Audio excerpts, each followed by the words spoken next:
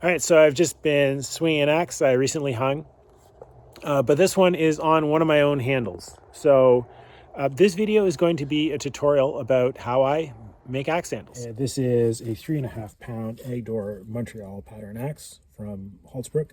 I'm starting from a white ash log, and so these billets or staves or bolts or whatever you want to call them were harvested from a white ash that I felled in March 2023. They're dry enough now that I can start to make things out of them. I do have a little trick for making sure that they're a little drier, so that'll be later in the video. But if you're interested in using hand tools to make an axe handle actually from scratch, so starting from a tree, then hopefully this video will be interesting to you. Now, I'm not going to start from the tree in this video. This is actually part of a series of videos on a white ash that I felled, and everything is done with hand tools, the felling and processing and making things. And so if you want to go back and see the earlier stages, the felling, the splitting, you can do that. There's a playlist, so I'll link to that. I've shown handle making in a few of my videos already, but none of those have been instructionals. I think I've got enough axes hafted under my belt that I'm ready to make a how-to video for how I make handles. And hopefully there'll be some tips and techniques that you guys haven't seen before that will be interesting for you, because I know there's a bunch of handle making tutorials already on YouTube. The first video in the series, I didn't actually cut the ash. I broke my my egg door Montreal axe, and so I've got another one, and I'm going to make a new handle for it. So of course, it was replaced for me by Holtzbrook, which was nice, and of course it came with a handle, but I moved the handle. It's a 32-inch hickory handle, and I moved it to this other axe. So this is an axe I use for splitting. And I'm going to make a shorter handle for this just because I think that this head would work nicely with a slightly shorter handle. So probably I'm going to target maybe 75 centimeters. The first step, after felling the tree and drying out the billets, splitting the logs, drying out the billets, is to get them into dressed enough so that I'll be able to draw the shape of the handle I want to make. Now, I didn't debark these when I slipped them to dry. I think I should have. I've been convinced that debarking them before drying is better, but you definitely don't have to. So I'm going to take the bark off. It's also easier to debark them. I mean, it's easier to debark if you fell when the sap's flowing in the spring. But I'm going to take the bark off this one. This isn't too bad. I've actually debarked a couple of these already, and this one so far is the easiest one.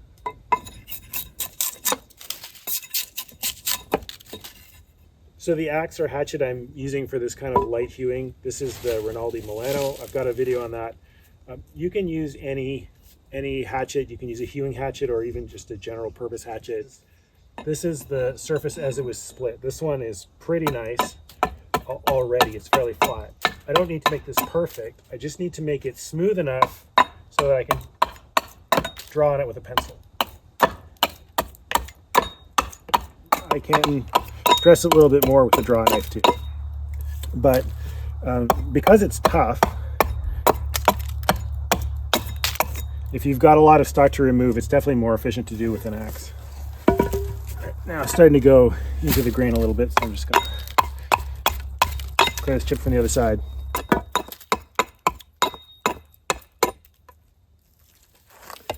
All right, I think this is good enough for now. So I'm just flattening it out and smoothing it a little bit more with the draw knife.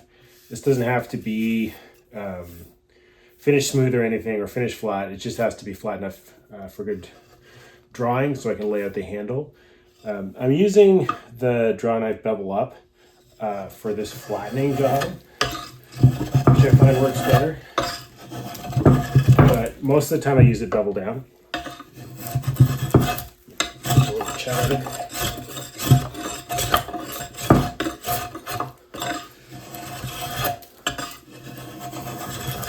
Might be going a little overkill. Sometimes I just go straight off the hewing and just draw it on, depending on how good a job I do. So I'm just deciding that it just has to be approximately flat. just enough so I can lay the handle on.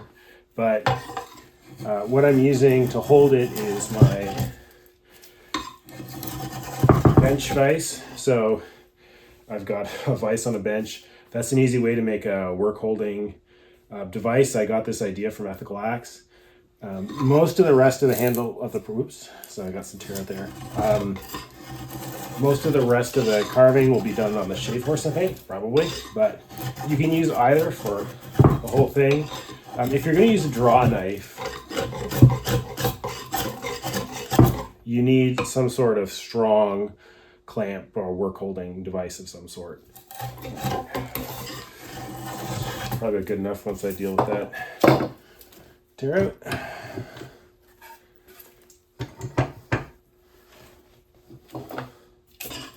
More than good enough.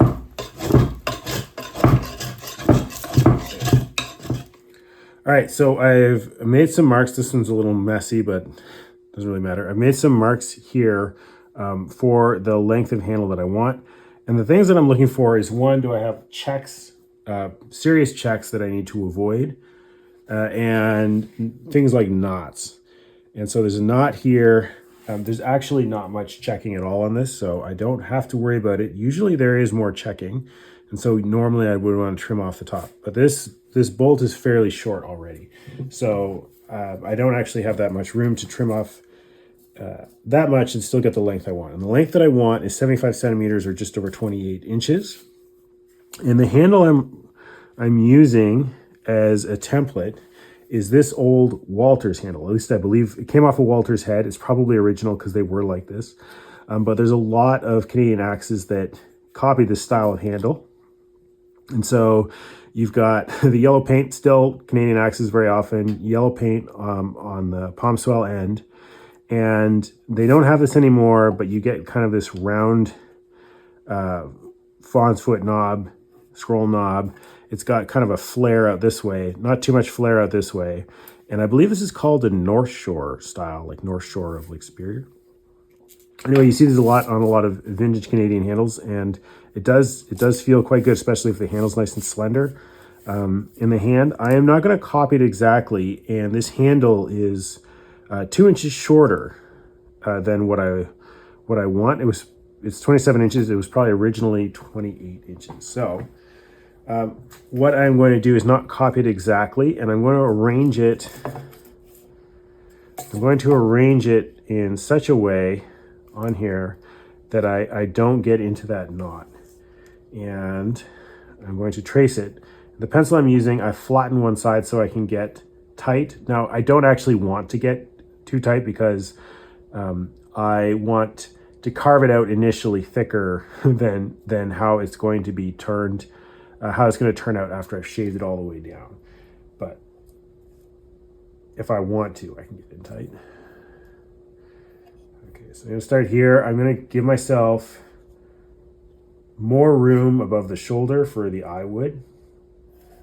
And I am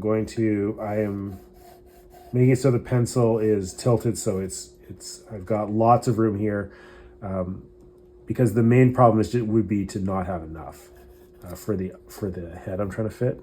Okay, let's get this. Okay. Here, go here. Do this side. Now there's some damage here. I am just using this, not exactly copying it, but using it as a reference point. It's just easier. And you see people make handles, and it sort of often comes out very weird if they're trying to do an axe handle from memory, trying to remember what an axe handle looks like. I always, even if I don't want to copy a handle, I like to have a handle, and so then to copy it or use it as a reference and then change the things I want to change. Okay, so what I'm doing now is I'm moving it so that now the palmswell is where I'm going to want the palmswell to turn out to be. There. And still keep the general geometry of the handle. Just make it longer. I've got a bit of a rough spot there. That's a little bit ugly, but You'll be fine.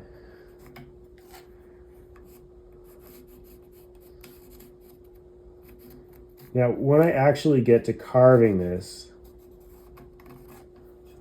so now I'm going to do some adjusting. But right now, it's a pretty rough outline. I'm going to darken this up. It's a pretty rough outline.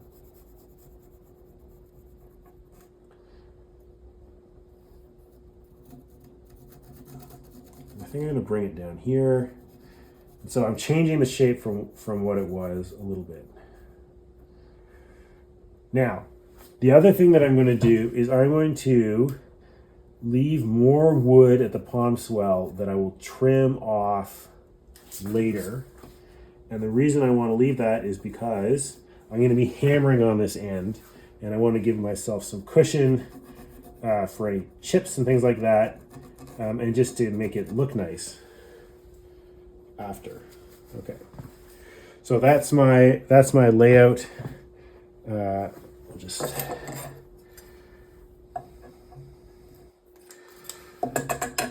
extend this. And that's quite a bit fatter than this, quite a bit, but I'm going to be cutting to this line with a hatchet. So I want to give myself at least a little bit of room for error. All right, time to trim it up. This is a line that I planned out for my final length, but I'm going to cut it a little longer so that I have some more wood to pound on when I'm driving the head on.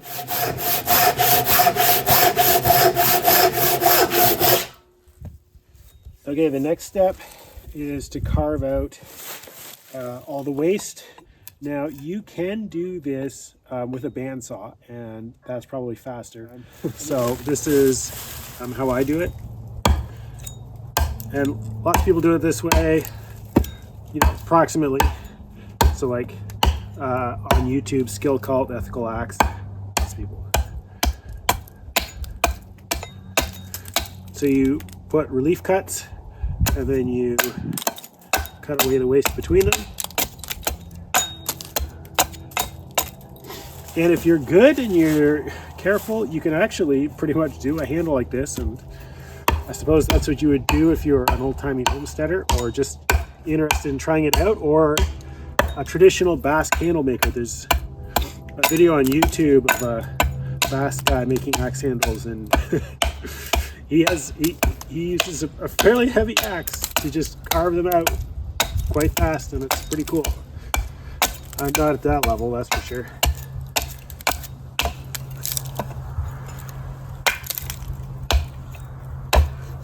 Of course, it's important to have a sharp axe, even more so than when you're just chopping, and much more so than splitting when you're carving. So when you're carving, your axe should be as sharp as a carving tool. So like, or at least, you know, close to it. And you may actually want to strop midway through carving a particular piece. It depends on how hard the steel is, how hard the wood is, whether there's grit in the chopping block that's going to wear the bit or take little chips out of it or bend it over. This is the Rinaldi Milano, so the steel is pretty hard. Not extremely hard, but you don't want it extremely hard if you want to, you know, be able to maintain it easily. So I don't like it if it's too hard to file with anything. This is just barely soft enough to file, which is perfect to my mind. Of course, you need a good file. But I maintain it with stone, so the file is just for, you know, setting the bevel, or if there's some major damage, which hasn't happened yet. And you wouldn't expect for just carving.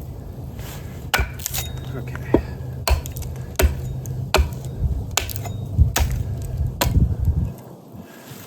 Getting close there. Now I've got this knot. Now it's actually just passing through from here, going towards the outside. All knots go from towards the center towards the outside, because, you know, they're just a branch. that's had the tree grow around it, the base of it.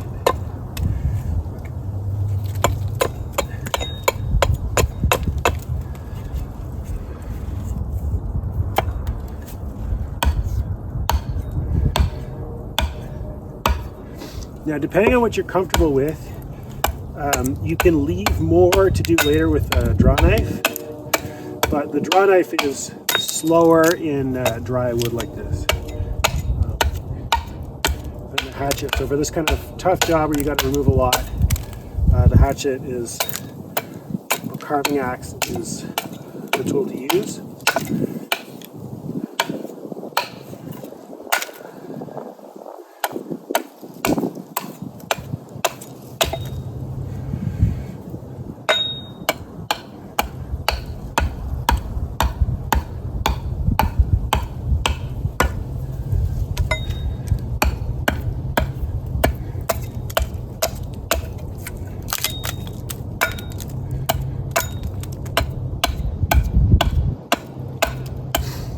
It's important to be careful and know what you're doing, because it's actually possible to hurt yourself really badly if you glance and go into your leg. You've got, of course, a lot of important arteries and things in your leg, and you just generally don't want to be sitting in the hospital waiting for stitches. So,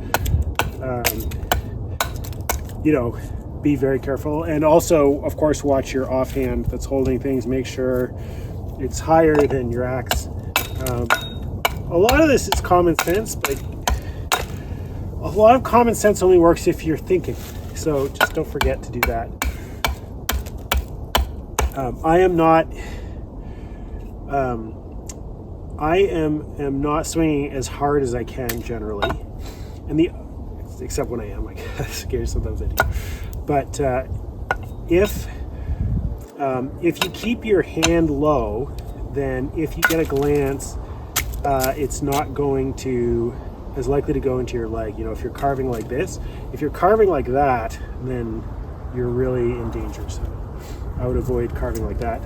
Let's flip this up. So, you know, the hard thing to get with the axe is these inside corners.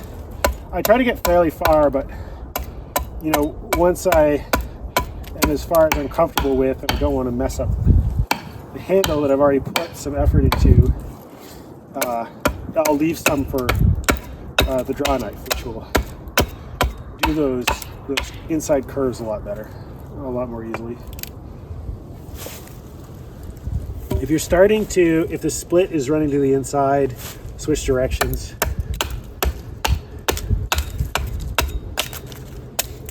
The way to avoid that is make sure you're not taking too much, so that your relief cuts can, you know, release the split that you're developing. So as you're chopping, you know, a little split is going ahead of the axe, and you got to make sure you control that if you don't want to have a lot of problems. So I've got chops going in, and I've got a little split starting, which is normal, but what I don't want that to do is go up into here. So, you know, you just watch and learn how the wood is behaving, how the axe affects it, and that's developing the skill to do carving with an axe or hatchet, or anything, I guess.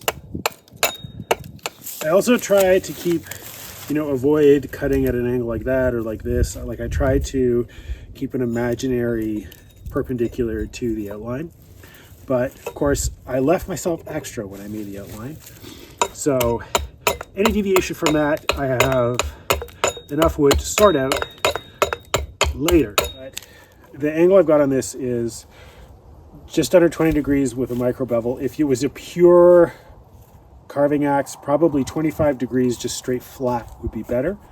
That would be less glancy, and it would be robust enough. I also use this for some general chopping, although it's kind of turned into more carpentry than anything else. So I may at some point change the grind, but it's just convex grinds are not great for carving, and flat grinds with micro bevels are not as nice as just a straight flat grind, I think. But even though the grind I have on this is not optimal, it's still very nice to use for this. It's still right now my favorite axe for this job.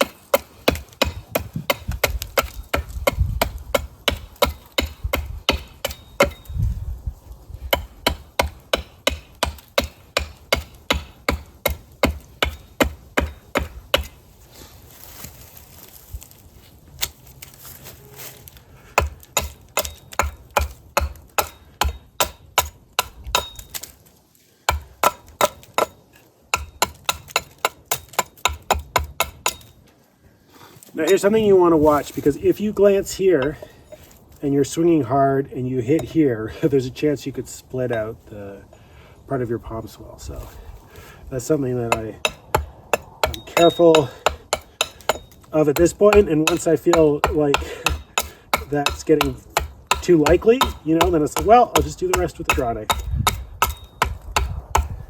So here's how the handle looks so far after I've done with the hatchet, and now the next step is to finish roughing in the outline with the draw knife before I move on to the next step.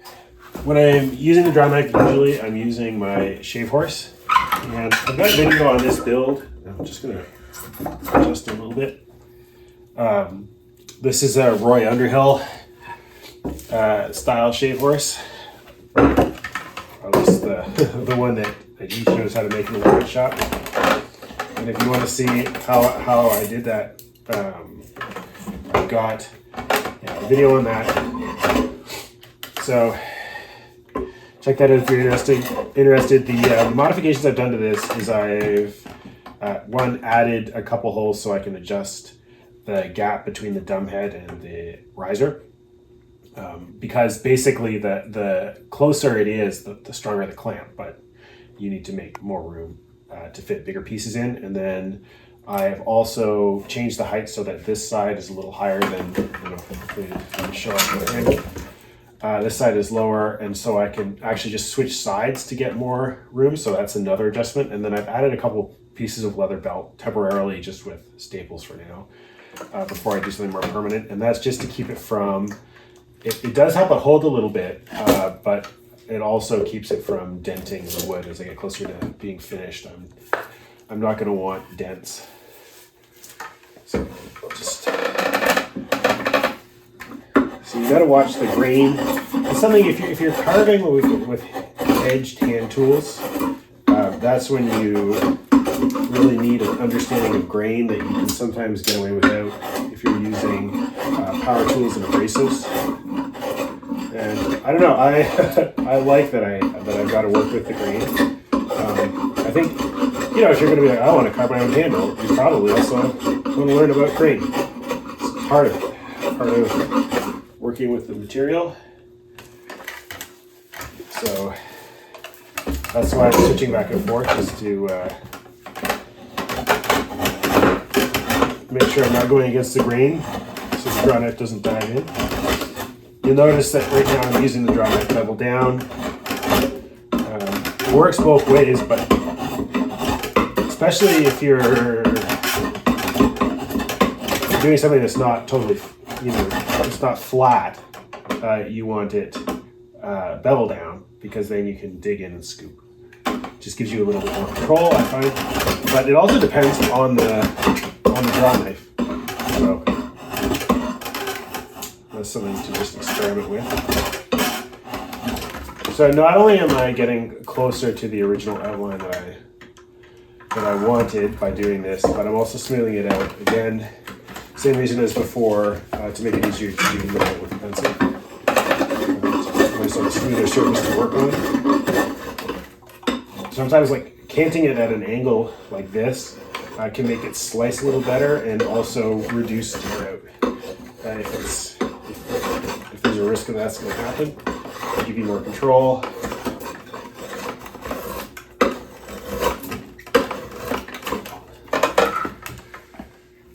All right, so I'm going to start doing this inside curve. Now, one thing that you can do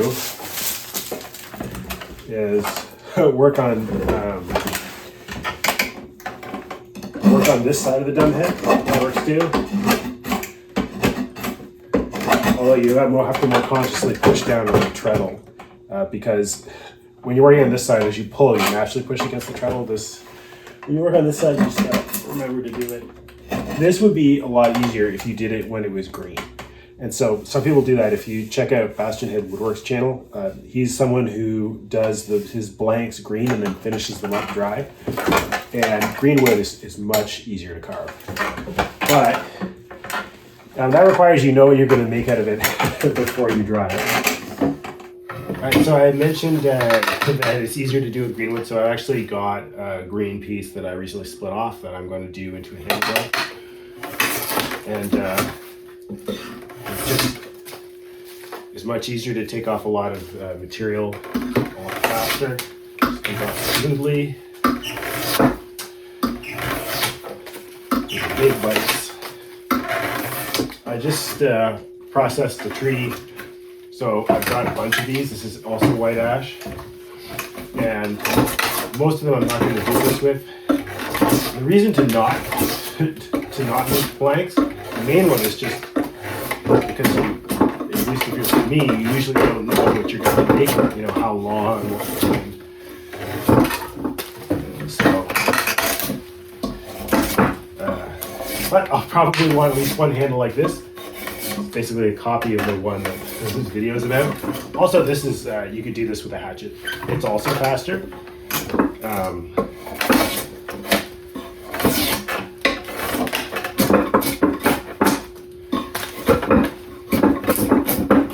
This piece of wood wasn't quite as big. You know, it'd be pretty much as fast as doing it with a bandsaw. What I do it, but other people who are really good at this do a lot of green woodworking.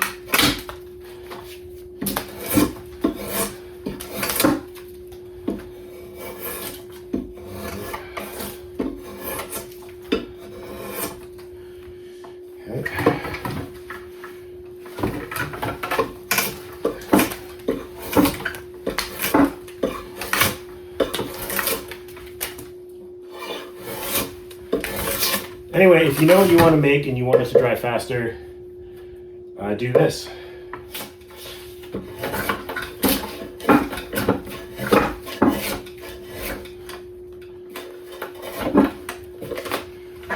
So the reason that I would leave this thick is so that it won't warp to the side. If you dry it and it's too thin, especially with the grain orientation like this, vertical, as people tend to say, then it will tend to warp. So I leave it thick until it's dry.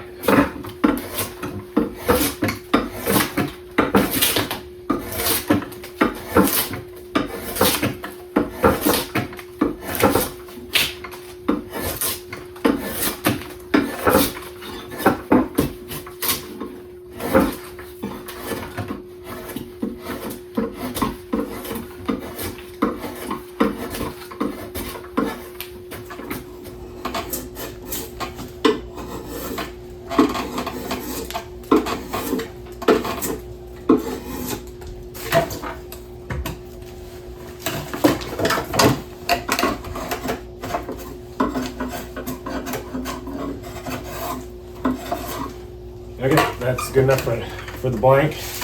And then what I'm going to do is paint the ends to reduce checking, although I did leave some spare at the end to kind of soak up any checking that does happen, but I'm still going to do it just to be on the safe side. And then, yeah, in a year or so, this will be dry enough to make a handle out of, probably.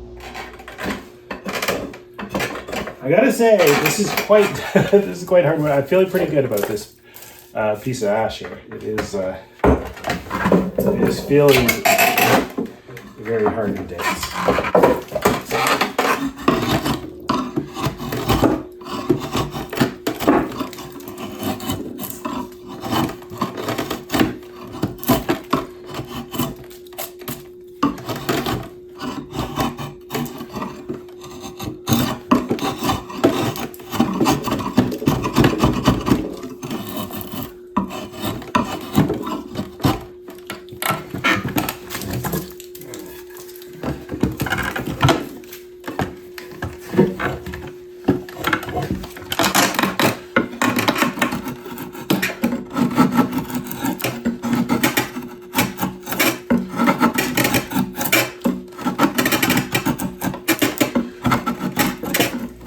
something that I forgot not only to say but also to do, it's not too bad, but it can be a good idea to leave extra at either end of the thing you're carving that you can grip with whatever clamping device you're using.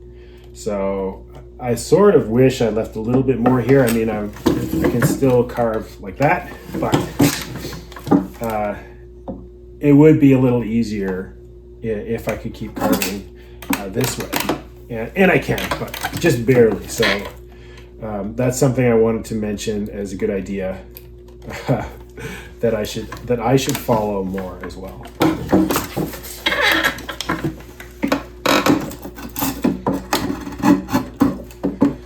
All right, I finished tracing around the outline, carving around the outline of this handle blank.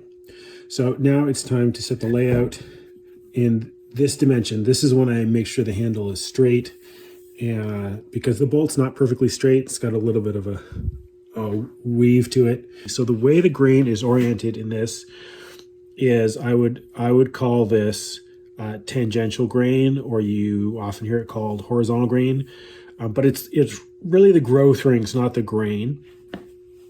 And if it was a baseball bat, it would be edge on grain, which is the generally recommended direction nowadays. And I've talked about that in another video. I'll probably talk about it more. But this is the grain direction that most people would prefer, and I would too for ash. And the thing I want to note is that the growth rings are much wider closer to the center of the tree. So when the tree was younger, and then they get really narrow. So that sort of indicates to me, and that is too long ago to be all emerald ash borer. That wasn't when it became infected. Something else happened, and this tree got to be not very happy. Not sure what that was, but its growth slowed down quite a lot. And so with a ring porous hardwood, so that means, let's see if I can get it to focus if I zoom in. Come on. Yeah. All right. So you can actually see the pores where the sap flowed, the xylem vessels there. And with a ring porous hardwood, so that would be things like ash, hickory, elm, oak, but unlike maple, birch, beech, hornbeam and stuff, the wood is actually stronger when it's growing faster and the growth rings are wider. And that's just because it's denser. It has fewer pores per millimeter, say, or per centimeter of growth. I would prefer to have as much of this fast-growing wood in the handle relative to the slow-growing wood as I can. I want to keep most of the full width for this palmswell end. You can see there's a bit of a swoosh, so that's it's not bad. It's pretty straight enough for me, for my standards. It would be better if it wasn't like that. But one thing that does mean is that I'm not going to have any more run out if I kind of bias the handle towards this side through here and then follow the grain through here. So that's what I'm going to do when I plan it out. All right, so what I'm going to do now is I've got this thing in the vise, and I'm going to try and get it straight. Now this isn't as big of a deal for this particular piece because it's got very little twist. But what I'm trying to do is making sure that I have a line which I'm going to set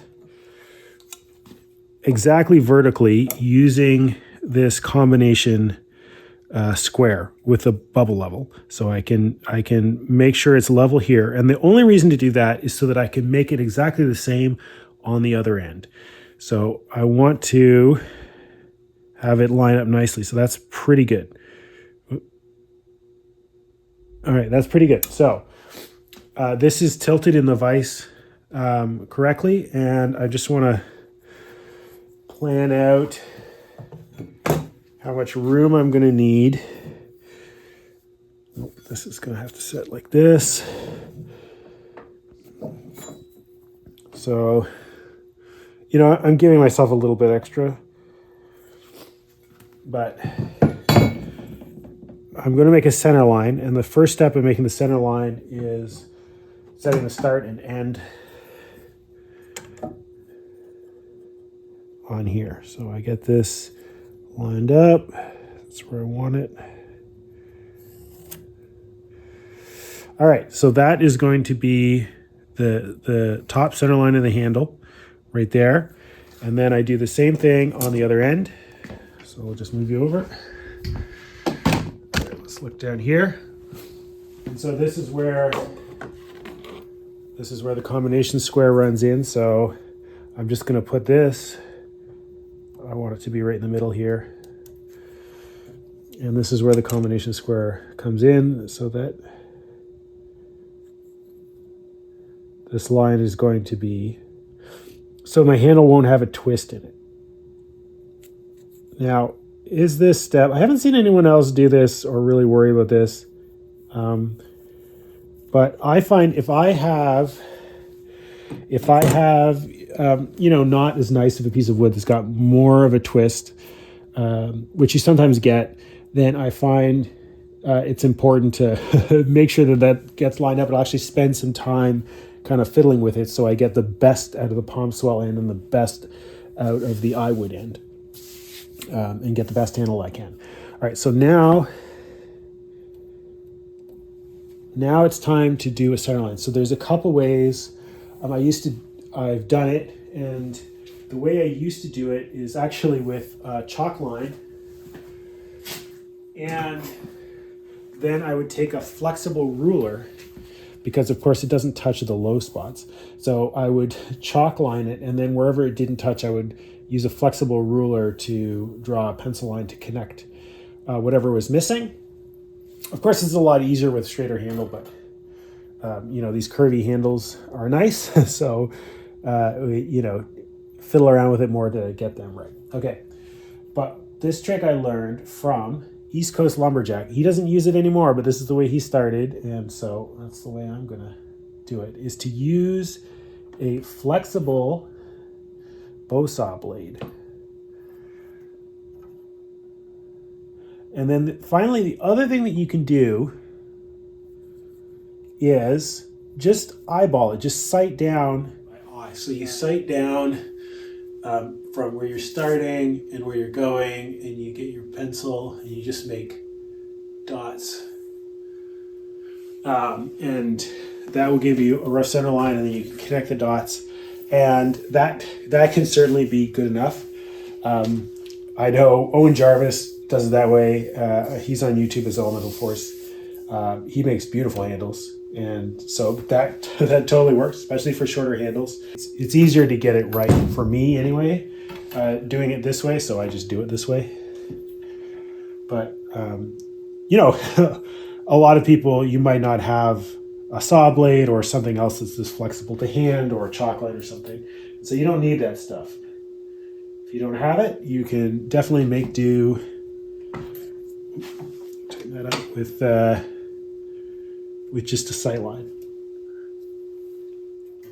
So here's a good way I found to mark the width of the handle, which is to use a clear plastic ruler like this, and then I just strike a line with a fine tip permanent marker like this Sharpie.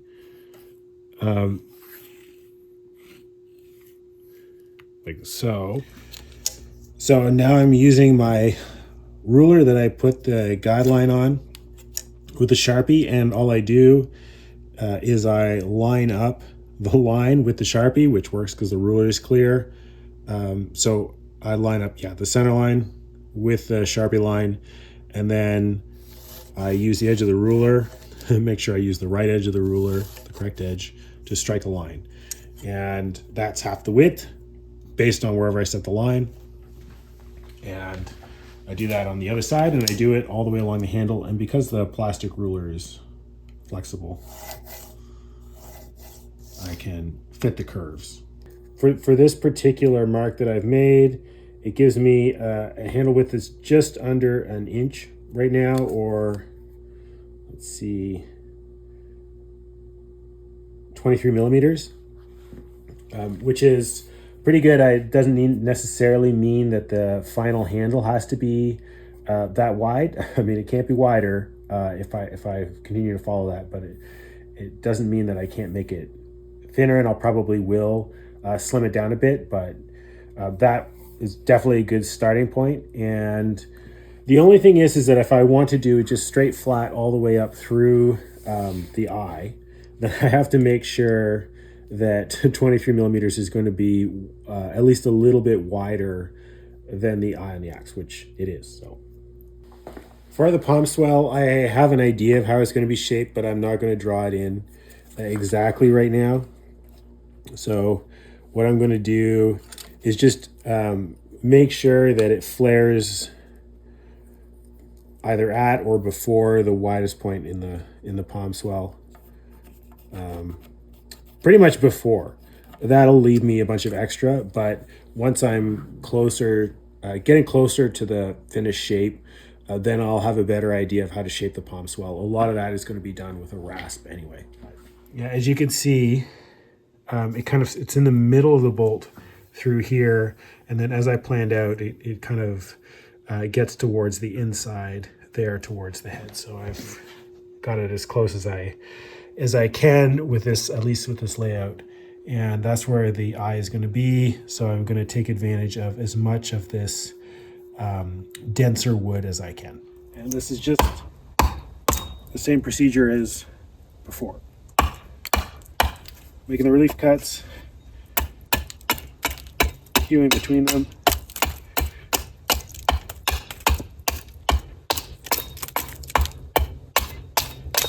Taking this down close to the line on either side, and then finish it up with the drawknife.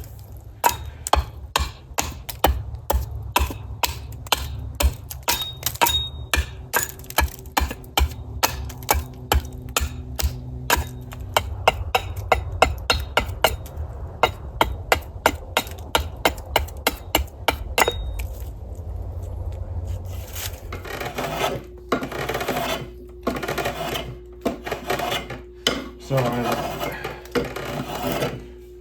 just finishing going to the line with the drawknife.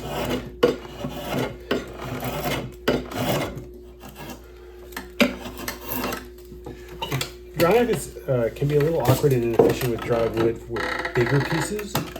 As the piece you're working on gets smaller, as it gets slimmer and narrower, it just seems like drawknife starts to work so much better, even though nothing about the wood hardness has changed. I mean, I did sharpen this just a few minutes ago, but still, always happens this way.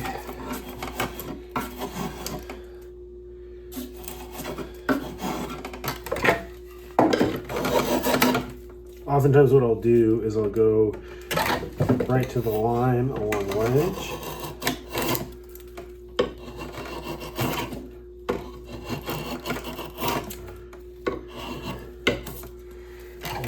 Same thing on the other side, which you won't be able to see, but trust me, that's what I'm doing. Okay. And then we'll just make it flat. A little bit of tear out there, but I'm going to carve it away anyway. So not super concerned.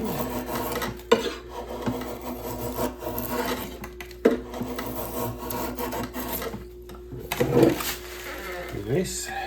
Next, I'm going to mark out the eye. Now, the issue that I have come across is that, let's see if I can set this up so you guys can see, is that the top of the eye is deformed. So it looks like at some point in the factory, because this axe hasn't been used, the head got pinched, squished by some piece of forging equipment.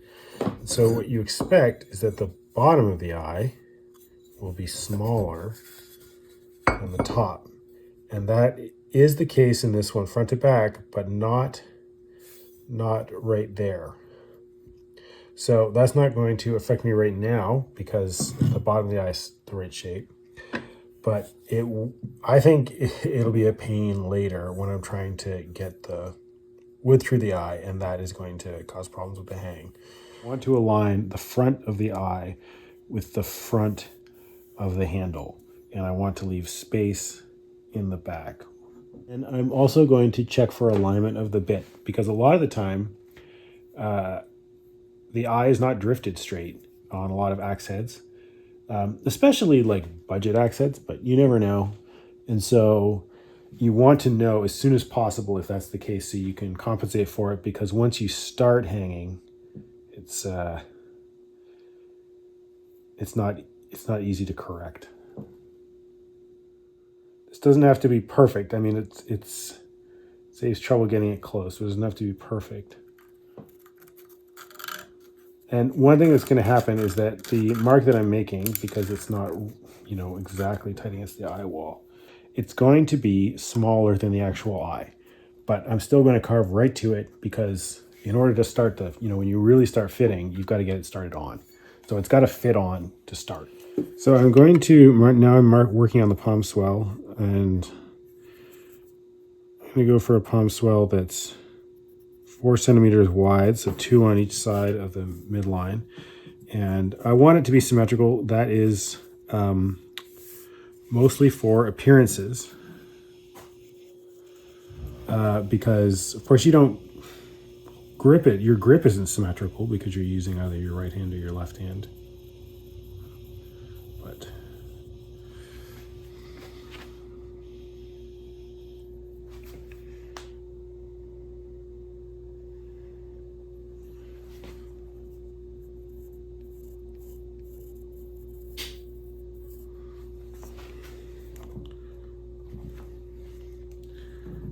now I don't make it a perfect oval.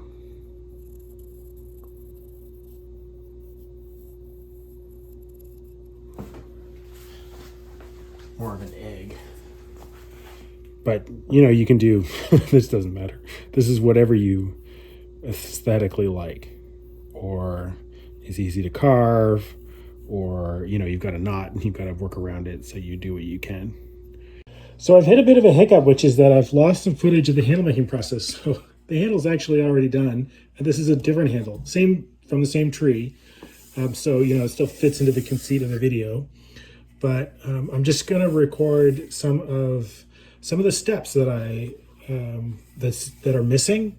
And the step that I'm working on right now is that I've got the handle flat, thinned down as much as I want it for now. Not saying I won't thin it down more later, but as much as I measured it out to be. So straight, flat. And what I am doing is then redoing the outline. So chopping the outline while it's still a thick piece.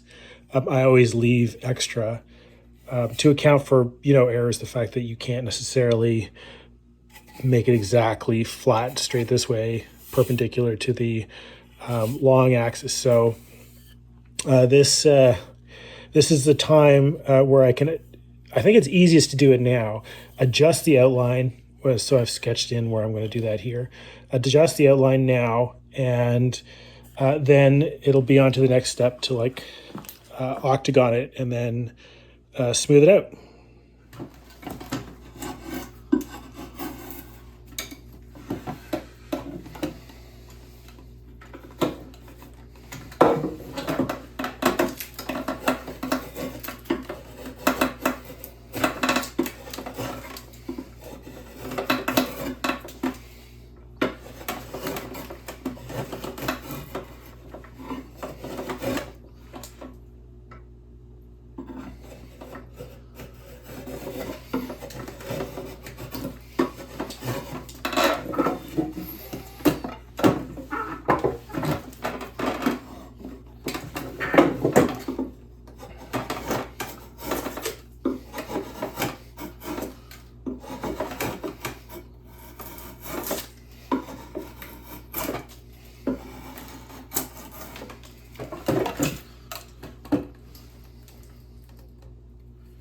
Okay, so now I'm just going to have to reestablish the center line.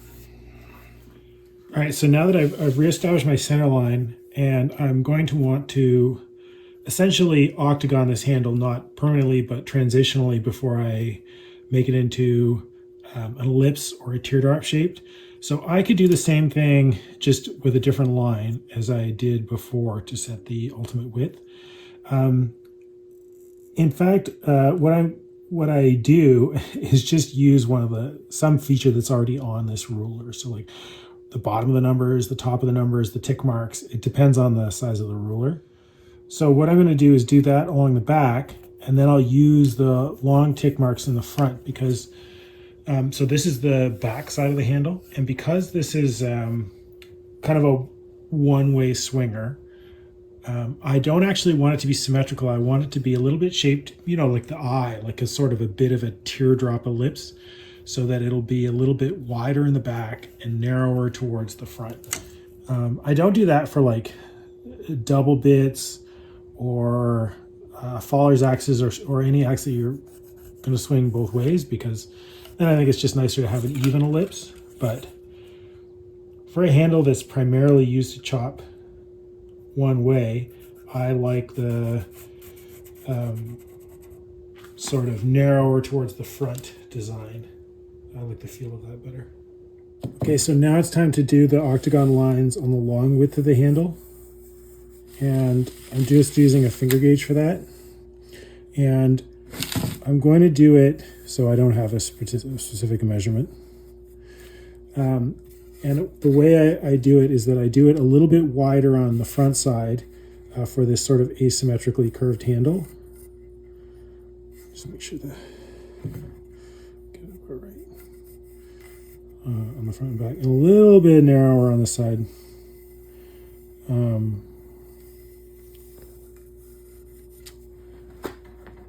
At least a bit, so that it starts to work towards that kind of asymmetrical, more pointed towards the front. And so these widths are a little narrow. This width is a little more wide compared to the back, where this is a little wider and this is a little more narrow.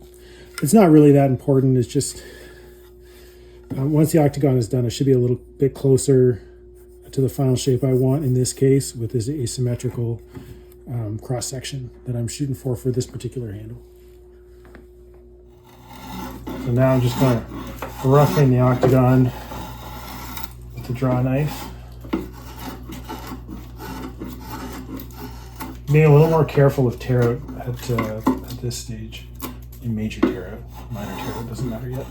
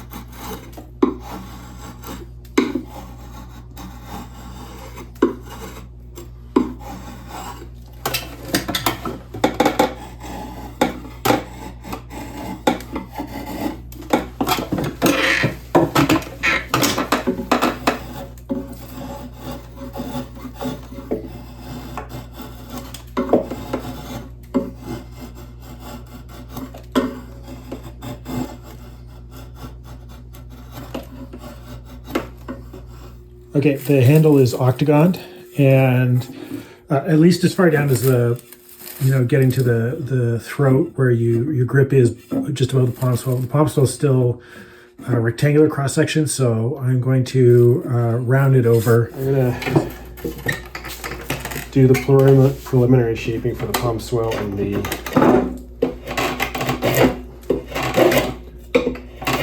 tongue. Goes in the eye of the head.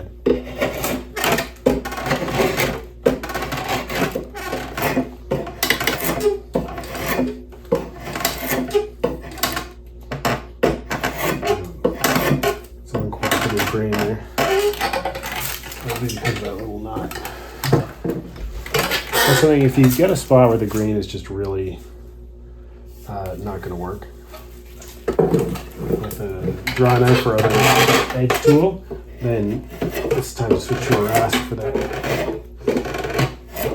part.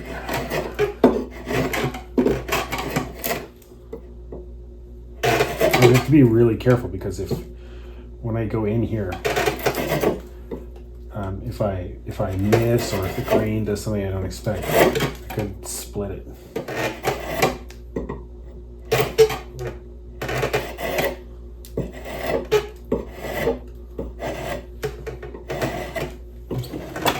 So at this point, I've got the eye traced onto the top of the handle, and I'm going to shave it down close to the eye. I've put a mark here and on the other side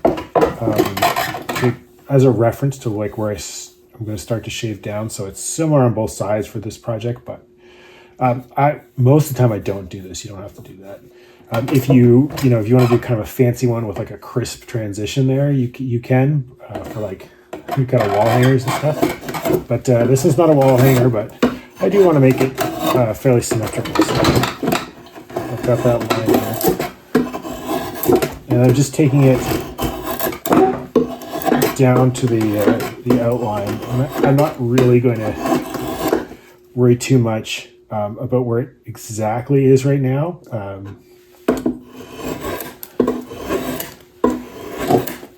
But what I am going to do is try and get a little bit drier since I have time to do that. Getting it close to the eye size, and also starting the kerf will help it dry faster and reduce the chance of splitting, because basically the smaller the dimensions of the piece you're trying to dry, the lower the amount of checking and cleaning that you're likely to get.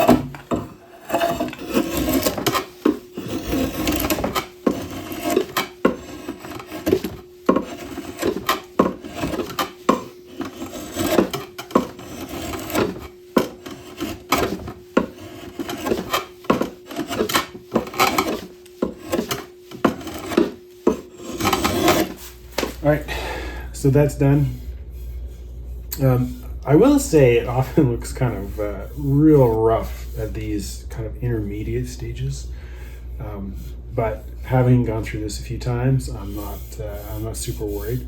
It's a little thicker than I probably will want it to turn out, but I might wait till the head is on and see how I feel, and then decide if I need to thin it. So, see if there's handle shock, see what the flex is like. So I'm going to finish it as is, at least temporarily. And the way that I'm going to do that is I'm going to take the draw knife and I'm going to taper it from the back towards the front of the handle. After the draw knife, I'll move on to the spokeshave and smooth everything out, and then it'll start to really come together.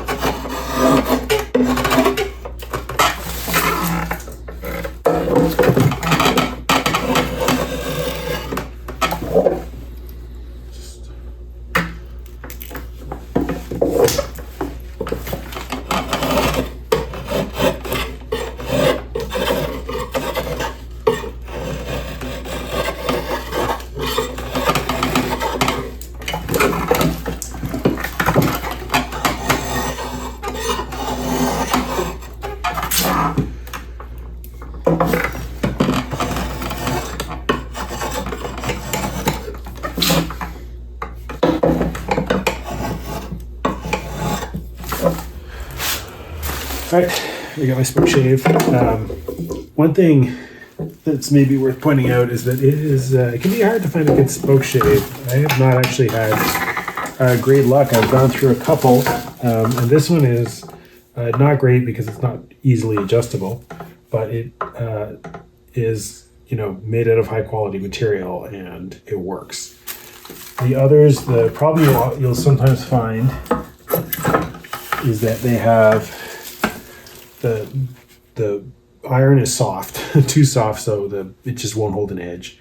And then even if it does hold an edge, the components don't fit together well enough to prevent it from chattering. So you'll be like, da, da, da, da.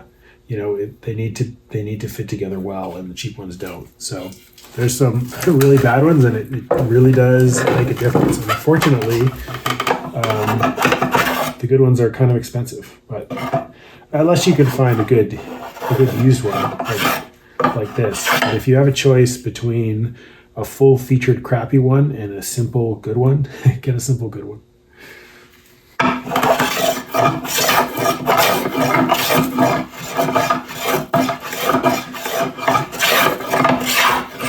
This will also be the end of the center line, but since the basic shape of the handle is established, I don't need it anymore here. I might want it by the palmswell, but for the main shaft of the handle, I don't need the center line anymore, so I'm just going to shave it off as I go.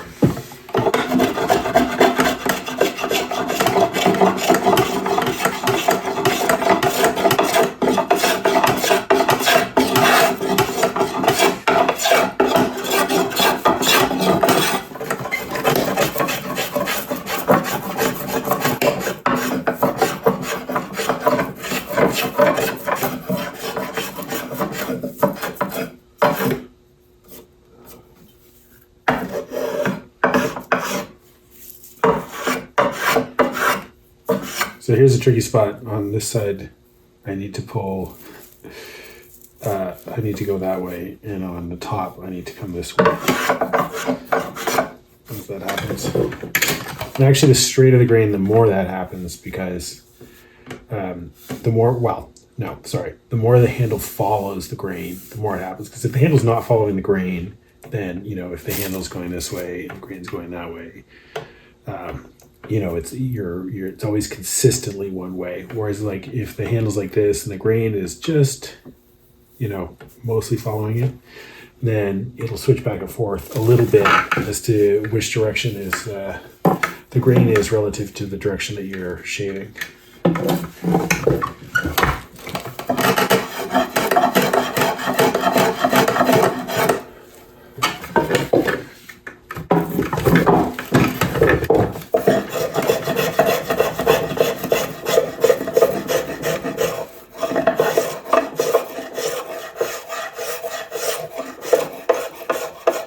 Okay, so I'm about to clamp this into the bench vise to do the palmswell. What I've been doing is sketching out where I want it to be. So I sketched an arc and then matched it on the other side. And I'm sort of looking at it and see whether I want it to be tilted a little bit more like this or like that. For this handle, I've actually got enough material to remove here that I'll probably start it with the drawknife.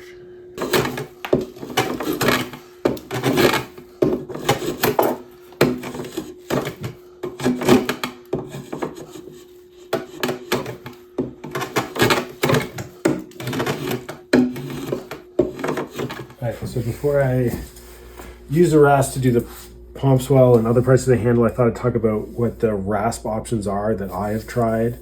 So I think it's useful to have a coarse rasp, a medium or fine rasp, and then just oh, that's not the one I meant to grab, but a half-round file. I have a half-round version of this that will smooth out the rasp marks. It's a lot faster than using sandpaper or something for that. So the rasp options that I like are, so what I'm going to use today is it's a hand cut half round rasp. Handle says Ajax. These come Ajax, and these come from the Czech Republic, but they're affordable. You can pick them up at Lee Valley Tools if you're in Canada. I'm not sure, you can probably get them on Amazon, but I got this at a garage sale and I really like it. So when it wears out, I am going to get another one of these for sure. It's pretty great. It looks like it has small teeth, but they're actually very sharp. They're kind of a random pattern, so it cuts really quick, but doesn't leave huge scratches. And then this is a finer one. This is Bellata. It's nice. I quite like it. So basically do the fine stuff with this, coarse stuff with this. The other thing that I really like is a Shinto rasp. So I've got, this one's kind of got a weird hookup for doing big surfaces, but you can get one with just a handle. These are quite nice. A lot of people really like these. It's got a fine side and a coarse side. I use the fine side a lot. Yep, I definitely recommend these. Then a lot of people really like farrier's rasp. So farrier for like shoeing horses, and this is the rasp used on the hooves. And unfortunately, I've got a few, but they're all worn out. By the time I get them, I've got them used. I haven't shelled out for a new one. But yeah, Ethical Axe, he uses them. He really, really likes them. So that's something to keep an eye out for. And then something else that's quite good, especially if you're just getting started, is this shoemaker's rasp or four-in-hand rasp. And it's just got half round on one side, flat on the other. And then one end is coarse and one end is fine. And these work great if you get one that's not already worn out. There are cheap, crappy ones around, but I think there's still good ones to be had. So yeah, very handy. Of course, it's very handy to be able to switch sides. So I might actually use this today. And then these hardware store kind of regular rasps. This one's toast. I can actually see the flat spots on the teeth. They are I think some of them are good. Some of them are not so good. They're definitely not as good as the other options, but they are inexpensive. They are available and they'll work.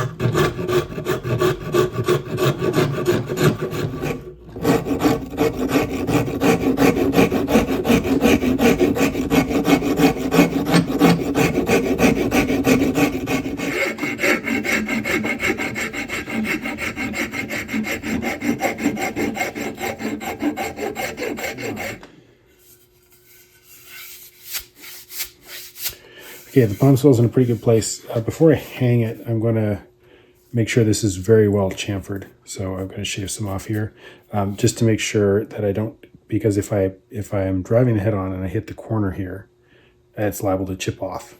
So I definitely want to bring this in and get rid of this edge. But yeah, the shape feels pretty good. It's quite a large palmswell. I'm not sure if that's my favorite, but this one feels pretty good. So.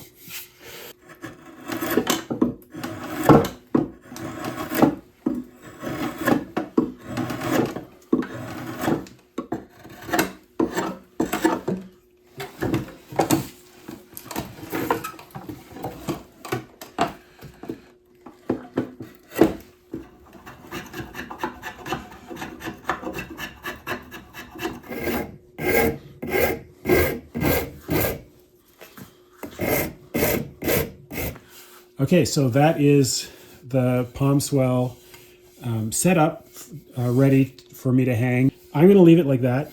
Once it's hung, you can trim this off, or you can do, hang on, a scroll knob style, rounding it over like this North Shore style handle that they've done. This is pretty good because this will still work when you want to rehang. I generally assume when I do handles that at some point you'll want to rehang the handle. You know, a hang doesn't last forever, and when it starts to get loose, the best thing to do is rehang it. And so that's, you know, I like to have my handles maintain the functionality to do that. I've rehung many of my own hangs and other people's hangs, so that's something that I want it to be able to do. So if you do like a real fawn's foot style and trim it so that it comes to a sharp point, then you will have problems. You probably want to actually cut it off again to be able to rehang it. So I just keep it like this. I think this looks good. So what I'm using to do most of the finishing work is a card scraper. At least most of the finishing work in the straight sections. You can get curved ones as well, or make them. I think I might do that at some point. The flat one works okay. Even if you're going to use sandpaper, going from like a rasp or spokeshave and something to sandpaper, you know, just takes a long time. Sanding is really tedious, so I like to do the card scraper because it takes out rasp marks, other tool marks and stuff much quicker than sandpaper, and can give a really nice finish depending on the particular piece of wood and grain and how well you can sharpen a card scraper. Which, you know, for me is, yeah, I do okay.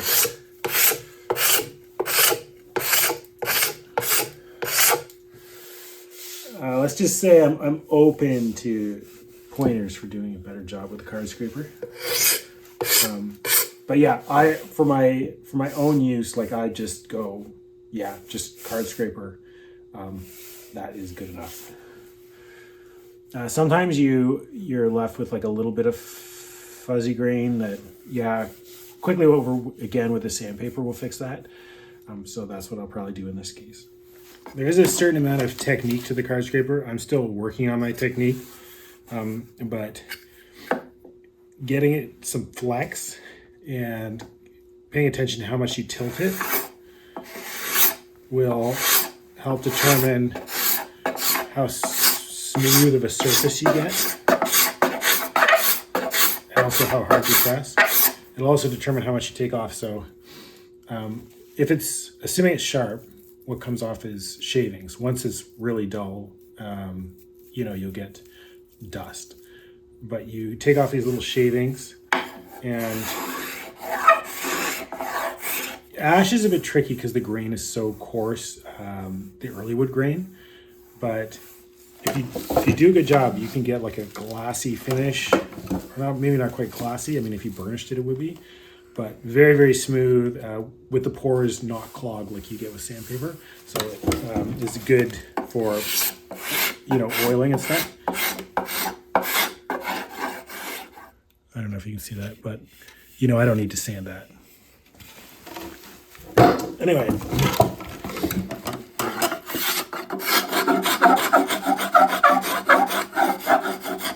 This kind of scrubbing method is what I use when I get like a lot of the fuzziness on the early wood vessels. But, you know, if you try a bit and it doesn't come off, that's fine. That is a good case to use sandpaper, I think. So here's a section with a bunch of tool marks. It's a little bit awkward for me to reach with the camera like this, but I'm going to try and show you how fast card scraper works to smooth out these rasp marks.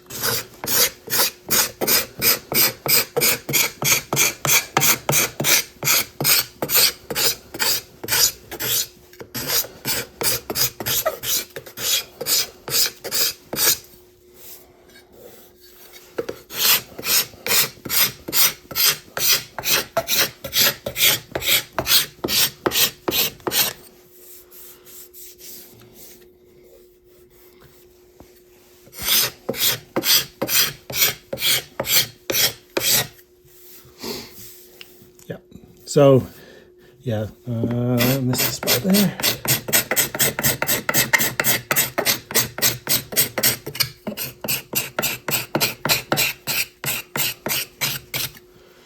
All right, so that's pretty smooth. I might work on it, you know, hit it again as I'm going around cleaning up all the little catches and rough bits, but that's how the card scraper works, and that's why I like them. Here's an old school trick that is, you know, pretty traditional.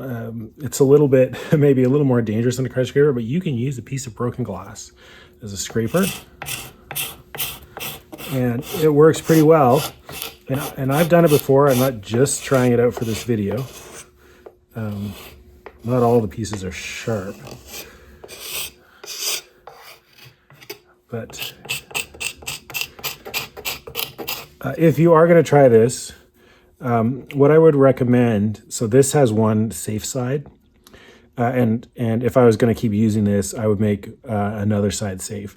And the way you make them safe is you can just sand the edges of glass and round them over, and then use it more safely as a scraper. You keep just the side you want to use sharp. And yeah, that's an old timer method people used to use and still works. So what I use for places like this is a half round file. This is just a regular one. I don't think it matters if it's meant for metal or wood. And you can smooth things out, and it'll, if it's a, you know, a fine enough file, and it doesn't have to be super fine to do well, you can get rid of the rasp marks before sanding. It's a lot faster than sanding to get rid of those, and then you just save the sanding for just the last little smooth over.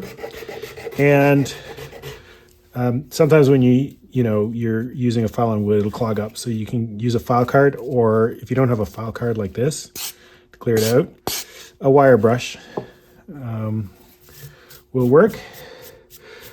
But yeah, anything I can do to reduce the amount of sanding is good. If you're, I mean, if you've got a palm sand or whatever, it's fast. It makes a lot of dust, makes a lot of noise, but it's fast. But, sanding, you make a lot of garbage.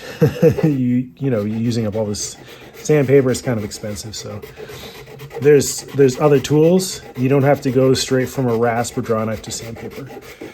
So now it's time to cut the kerf. And I'm just going to use a regular wood cut panel saw to do that.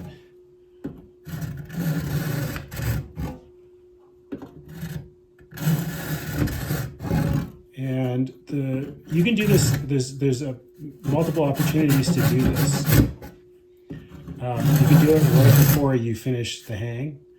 I'm going to do it actually before I shave down the wood to hang the axe, and the reason is just because right now I still have my center lines marked on, so that just makes it a little bit easier for me to make the kerf straighter. If the kerf isn't perfectly straight, it's not the end of the world. Oftentimes if you buy axe handles, they'll come with the kerf crooked, but it is easier if the kerf is straight.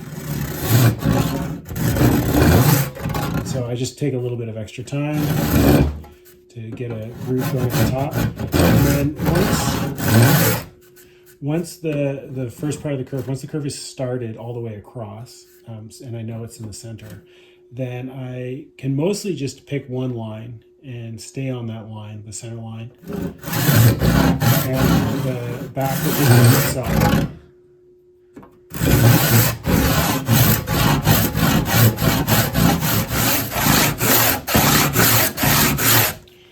Now the kerf needs to go 2/3 to 3/4 of the way down the eye. So 2/3 of the 3/4 of the way, to about here. I don't know where that's actually going to be on this head, but I marked it's going to be at least this deep. So I'm going to cut it that deep, and then I'll probably deepen it a little bit later when I actually go to hang. So I've got a couple handles on the go right now, and this is a little trick that I have where I have a food dryer. This is a food dryer that was out in the shed and got pooped on by a raccoon, so we do not use it for food anymore. It's been cleaned out, but even so. But what it does get used for is axe handles, blanks, and wedges. And I just have it running. It's just warm in a corner of my garage, and I've got some wedges here and axe handles. And if they're already pretty dry, you can get them drier by doing that. If they're not dry yet, then you'll crack them. Don't ask me how I know, but wood that's already pretty dry, you can get a little bit drier by doing this, and you don't have to have a food dryer. If you've got a wood stove going or heat vents, things like that, I think it's a good idea especially if you work on axe handles over a period, to make sure they're nice and dry. Same with the wedges, and that way you don't have to worry about the handles drying out a little bit further and coming loose soon after you hang. Okay, I'm gonna hang this axe, And I don't think I'm going to make this video about axe hacking because this process is a whole thing in itself. And I think it's something for a separate video, but I'm going to show at least part of it. I've got the head down as far as I really need to get it. The only thing is that there's a lot of shoulder left, so I could keep bringing it down. Or what I can do, and I've done this a bunch of times, is actually remove some and bring the shoulder up to here. And I think that's what I'm going to do. I was planning on kind of thinning out the shoulder area anyway. So yeah, I'm going to take out a bit here. And that's something you can do, not just with the handle you make, but with any handle. Oftentimes there's really like a lot of space before you get to the shoulder. And if you aren't trying to make the handle shorter, if you're satisfied, instead of spending a lot of time fitting the head down further, you can spend a little less time and just rasp the shoulder up.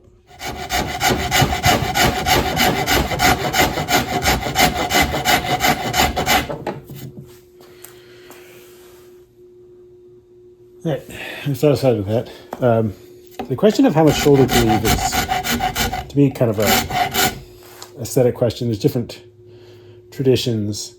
Sometimes it's practical. So for smaller axes, I like to make the shoulder small because they're often choking up and the shoulder can be in the way. You know, for racing axes, the shoulder's like right tight to the eye typically.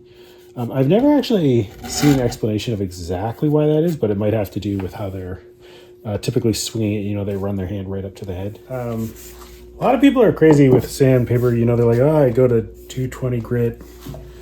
And I guess that's fine for like wall hangers, but it's an axe handle. I mean, for, you know, some people rough them up on purpose. Even like some timber sports choppers rough them up for more grip. I don't do that. I actually like them smooth, but they work smooth. And I mostly am just happy to scrape it. You know, I'm going to do the finishing to the level that I'm satisfied with, and not going to do the boring stuff I don't care about. for me personally, might break it tomorrow. You know, I certainly get lots of dings and dents. So I can't really get this spot with the card scraper, so probably will want to do a bit of sanding. But I can use this fairly fine half-round file to get rid of the rasp marks and the little cut marks from the card scraper where I was kind of clumsy with it.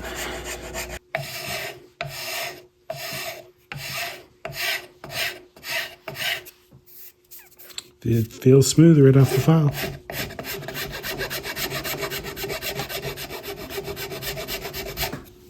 So I'm going to profile this, like set a new bevel and sharpen it.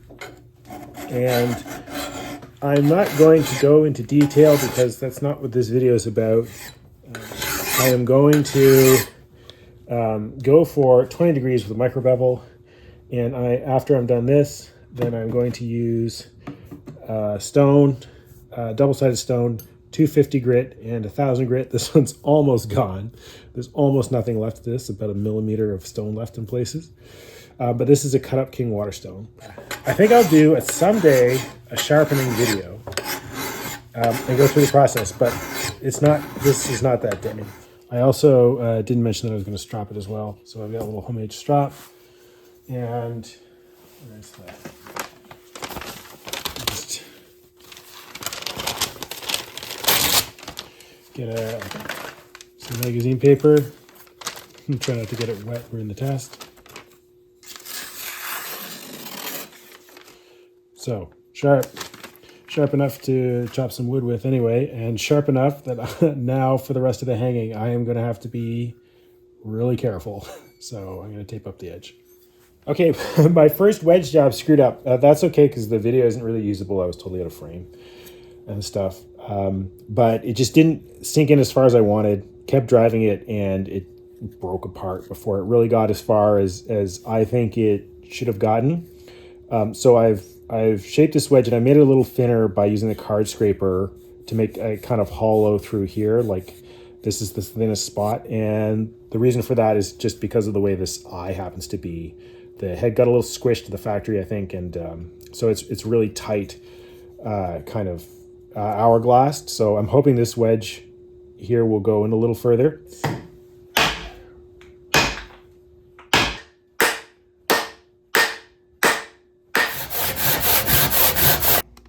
So you can see that it's irregular. So that's where I was drilling to get the old wedge out. I got almost all of it out before the glue really set, but not all of it. And the last little bit, it just became a bit of a pain. I had to get out the drill, and I've got some damage from the drill in the kerf. Now the new wedge has filled that in, but not the prettiest hang in the world. But so I'm using the Shinto rasp to flatten this out. I think it's a good tool for this. All right, now card scraper works pretty well for end grain if it's sharp, which this one actually might need a touch up, but find a sharp side. So doing a final cleanup on the tricky spots with 80 grit sandpaper, and then 120. I think the best finish really is the one you get when using it. So, probably not all woods will do this, but hickory and ash and ironwood and a bunch of locust and a bunch of axes I've tried, after hours of use, they get nicely burnished by your hands or gloves. And that's why I like nice vintage handles. Look so nice. So whatever finish I'm doing now is just temporary for the first little while you use it, and for the photos and stuff. If you're making YouTube videos.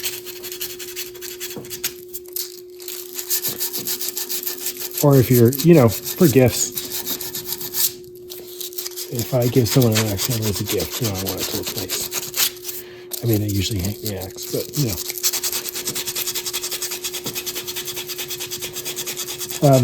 the thing is, like, with my personal aesthetics, I don't mind if there's tool marks on these things. So, I won't necessarily go to as much trouble to get rid of them, as a lot of people will.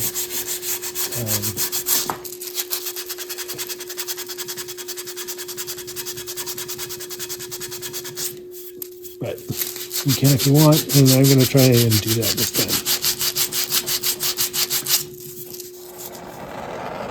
So I'm going to do a stamp now.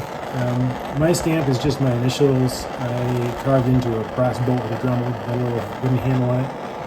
I always intended to get something nicer. You can, for not too much money, you can get something made, I think, but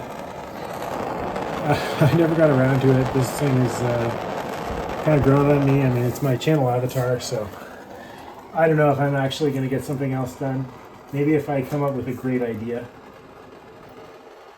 Anyway, I've got the axe clamped, so because you really don't want it, whatever you're working on, running away from you. And I've just done a little test here on my drift, see how hot I am. I don't have a better way to do it. Just do it until it looks like it's going to work.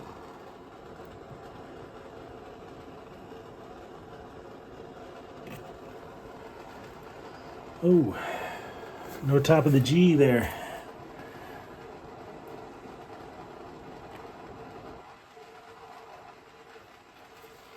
Sometimes a piece of crud gets stuck on it.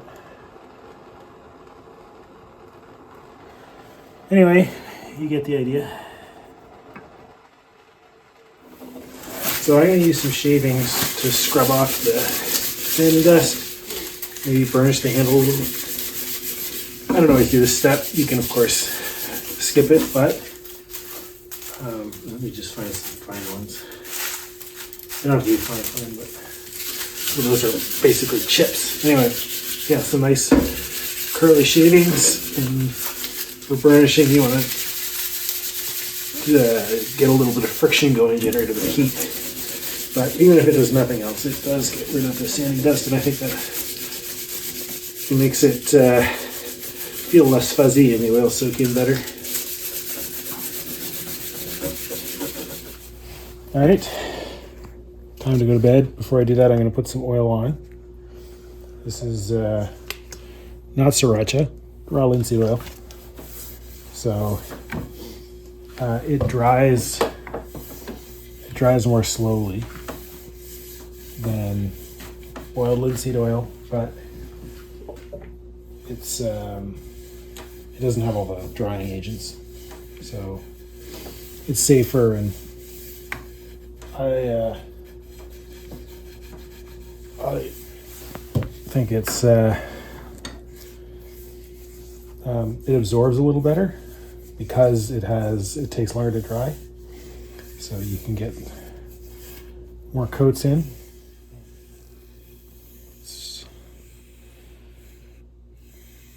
Yep,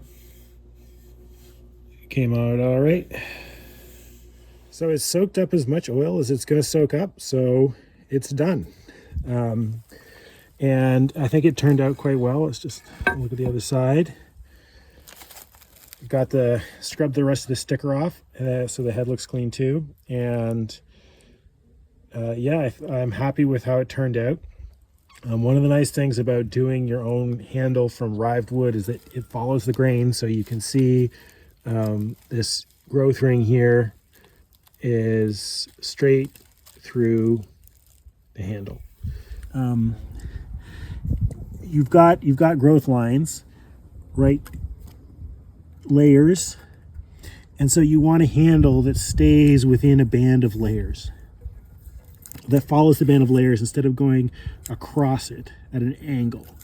And so of course split lumber, like Rived lumber like this, is very good for that, but it's also good at following the grain this way too. And if you have run out that way, like if say the handle was,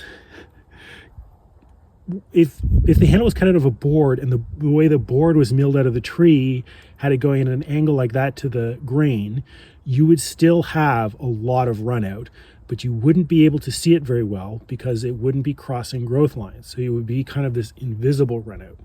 And there's not really a great way to pick that out. And so the only way to know that that's not going to be a problem is if you're using bolts, Rived lumber, like this. And so that's one of the advantages of doing that. And even, into the early part of the 20th century, I've seen in catalogs, they advertised like super premium handles were made out of Rived lumber. There was companies that were still doing it that way instead of using boards cut at a mill, and that's why. So an advantage of doing it yourself, if you can. Well, staying there, that's actually in the wood. I think that was a dead spot on the tree. Maybe a little bit of spalting there. But yeah, handle looks nice to me. I think this is about as nice as it's going to look until it gets a little bit of that grimy patina and the paint starts to come off the head, and then it'll be perfect after I use it for a while. Can't wait to use it. The eye came out, despite the trials and tribulations, nicely, and I think it's going to stay on for quite a while. I'm satisfied with the hand. All right, one last thing for today is flexibility test or stiffness test. So I got this from Stephen at home at Skill Cult on YouTube, and you just bury the head in a log or a stump and then check the flexibility and see how much you can bend the handle with 2 fingers. So this has got, yeah, a fair amount of flex, not as much as I expected, but still pretty good. I may thin it down a little bit more. I'll probably chop with it a little while and see how it feels, but it's nice to check and see roughly where I'm at. And so the reason why a flexible handle is better than a fat, rigid handle There's a couple reasons. One is like really thick, rigid handles make it more likely that you'll break the handle off at the eye. So all handles have to get thinner to go through the eye. And if the rest of the handle is really, really stiff, then all the forces are always concentrated at the eye, and it makes it much more likely that it'll just snap off there. So if you imagine trying to break a handle at the eye, you would want like a big baseball bat all the way up to like the narrow spot, and then you just sink it in, push on it, and it would break off. So that's one reason. So sometimes people are worried that like thin handles are going to break, and it's like, yeah, any axe handle can break. They all do eventually if they, nothing else happens. But thin handles I don't think are more likely to break. I think really they're less likely to break under most circumstances, and that's why. Because they take the force of impact or of bending, and they spread it out over the whole handle, not just concentrating at one or a few spots. And then the other reason, another reason is that it just feels good. It makes the head is heavy, but the handle is light. So that just makes it feel better. I think it feels better in the hand to have a slender handle. But mainly a big part of it is just how much shock is transmitted to your tendons and your joints. So that's one reason why I encourage people to do the axe cordwood challenge if you're really interested in axemanship and you have the opportunity to be able to do it, because you definitely learn some things or get a different perspective on using an axe once you've done it for multiple hours and then repeated that over multiple days. In my opinion, you'll change your mind on what's comfortable and what's efficient. And one of the things that's comfortable and efficient is a nice slender handle that's got flex. So yeah, that's why, vintage handles, if you look at the actual handles or you look at old photos or video of what homesteaders or timber cutters or cordwood cutters were actually using, they're all nice slender handles, at least in North America. So that's why, because they feel better and they're easier on your body, and they just swing nicer. So I can't wait to swing this. I'm pretty confident it'll do well. We'll find out. I've got a couple aspen down, and I'm still working on the axe cordwood challenge for this year, 2024. So I'm definitely going to take the opportunity to give this a taste of some wood. Okay, I bit the bullet. I decided to thin it. Got out the card scraper with a spokeshave. Thinned it out a bit. Pretty much all dimensions. Mostly side to side. Let's see. Oh yeah. That's pretty good. All right. Now I've got to oil it again and redo the stamp, but once that's done, she's ready to go. All right, it's time for a little Sunday morning trek with the axes and the gear in my frame pack, milk carton setup, and yeah, I've got a lot of sort of kind of bushwhacking to do along this deer trail to get to the spot where I know there's aspen down. And I'm gonna try out the new axe handle on Agdor Montreal, see how it does. Hopefully it does well.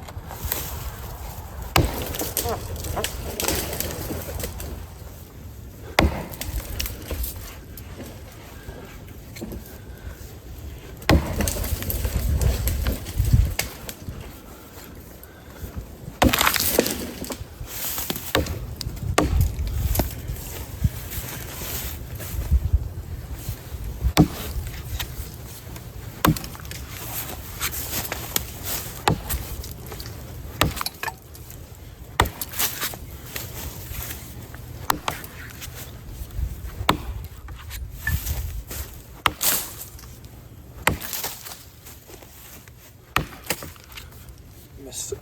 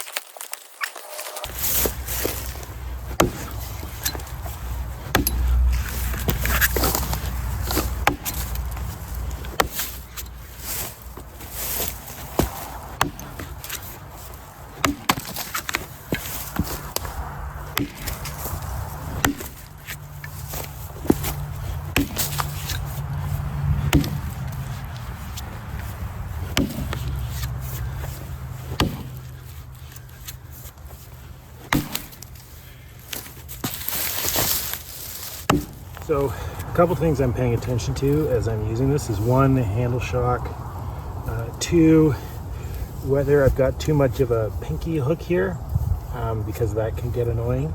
And because the palmswell is big, you know, if it stops abruptly, something I'm wondering about with big palmswell, still trying to decide.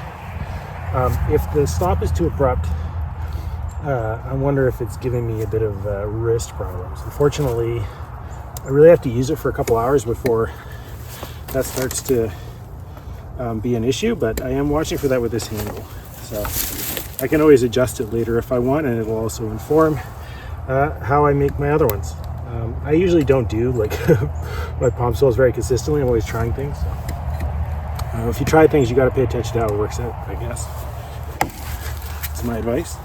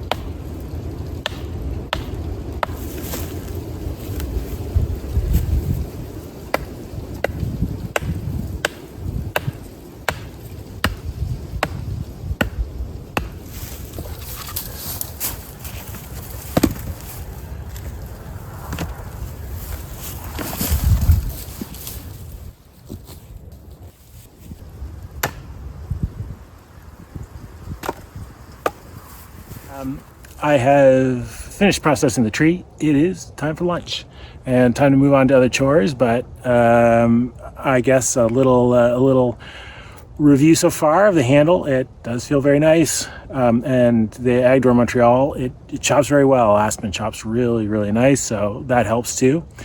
It's a little sticky, and I will say it is not a splitter, but you can split with it. I got this all split up.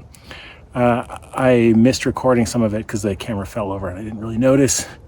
It also took a bunch of time. Neighbor came over to chat. So anyways, it's done now, and I'm still thinking about what's next for this handle. One thing I want to do is get a collar. It got already a little scuffed, and for ash, not as hard as hickory, so more of a big deal to watch out for the abrasion. It's bit me in the past, so I'm going to put a rawhide collar probably on it when I have a chance. Anyway, the wood's all stacked. I'm going to have to wait till snow to sled it out of here, and I don't know if that's going to happen, but based on how warm it is right now, late November, but hopefully we get some snow for Christmas, and so I can get this as part of my Export Wood Challenge. But anyway, yeah, I really encourage people, if you haven't before, to make your own handle. It's a lot of fun, and almost as much fun as swinging it. And swinging an axe on a handle that you made yourself and hung yourself is very satisfying. So I definitely recommend it, and I hope this video will help those of you that are interested in trying it. Have fun and be successful. So good luck with that, and thanks for watching.